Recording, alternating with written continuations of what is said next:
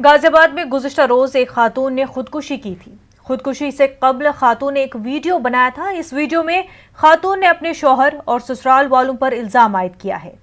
उन्होंने कहा कि वो मरना नहीं चाहती थी, लेकिन उन्हें मजबूर किया गया था। साथ ही खातून ने वीडियो में मुतालबा किया है कि उसे मरने के बाद इंसाफ मिले। वहीं वीडियो के बाद पुलिस ने शौहर समेत 5 लोगों के खिलाफ मुकदमा दर्ज कर लिया है। मैं चांदनी आप सबको ये बताना चाहती हूँ कि मेरे साथ क्या क्या हुआ। मेरे परिवार मेरे संग बहुत बुरा सलूक करते हैं, मुझे इतनी बेरहमी से मारते हैं, इसीलिए मैं सुसाइड करना चाहती हूँ।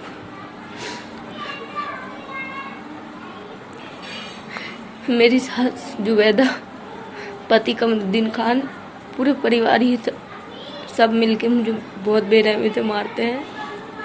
मुझे इंसाफ चाहिए। मैं अपनी मौत की जिम्मेदार खुद हूँ, लेकिन मेरी मौत की जिम्मेदार ये सब पूरे परिवार है। मैं जीना चाहती थी, लेकिन नहीं, ये लोग मुझे जीने नहीं देंगे। मरने पे मुझे मजबूर कर दिए।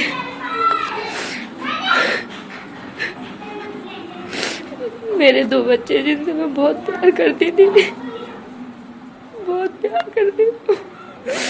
लेकिन ये लोग मुझे नहीं जीने देंगे। मुझे कैद करके रखते, मार लेते, पीट लेते और कमरे में बंद करके रखते हैं। मुझे बाहर नहीं जाने देते। इसीलिए आप सभी से गुजारिश है, मेरी मौत का बदला जरूर लेना। वज़ीर-ए-आज़म दफ्तर में वज़ीर ममलिकत डॉक्टर जितेंद्र सिंह का कहना है कि सांबा में मानसर सयाहती मकाम को बड़े पैमाने पर फ़रोग़ दिया जाएगा। इस सिलसिले में हुई मीटिंग में उन्होंने तमाम मुतल्लिक़ा अफसरान से तफसीली बातचीत की ताकि प्रोजेक्ट को वक्त पर मुकम्मल किया जा सके। इस सयाहती मकाम को फ़रोग़ देने के लिए 200 करोड़ रुपए खर्च किए जाएंगे। इस प्रोजेक्ट के तहत झीलों और मजहबी मकामात की तज़ीन नौ की जाएगी। 2014 में मोदी जी के नेतृत्व में सरकार बनते ही और सांसद बनते ही हमने ये विषय लिया था, परंतु फिर उस साल बाढ़ आ गई, जम्मू कश्मीर में भूकंप आ गया। तदुपरांत हम देविका के प्रोजेक्ट में व्यस्त हो गए।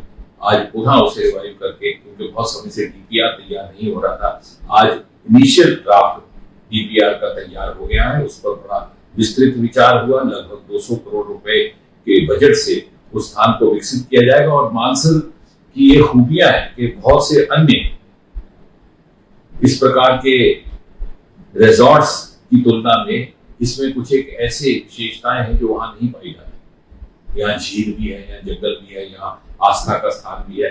दूसरे शब्दों में ये कहा जा सकता है कि it is a destination both for religious tourist as well as non religious tourist, जो अक्सर बहुत से और स्थानों में नहीं होता। और इसलिए आज इस डीपीआर के माध्यम से जहाँ एक और झील को विकसित किया जाएगा, वहां साथ ही साथ झील और उसके पानी का पूरा उपयोग करते हुए वाटर स्पोर्ट्स की भी कल्पना की गई है। साथ ही साथ जंगल में वाइल्ड लाइफ सेंचुरी का भी प्रावधान रहेगा, क्योंकि जिसको जो रुचि रहे, दिलचस्पी रहे, वो उसका लाभ ले। वहाँ एक हवेली है पुरानी जो अंडर यूटिलाइज है, उसका रख रखाव ठीक करके वहाँ एक साउंड एंड लाइट शो जैसे गोलकुंडा किला में होता है, ताकि लोगों को जिनको उस प्रकार के इतिहास में रुचि है या नाटक पात्रों में रुचि है, वो वहां पर पहुंच सके।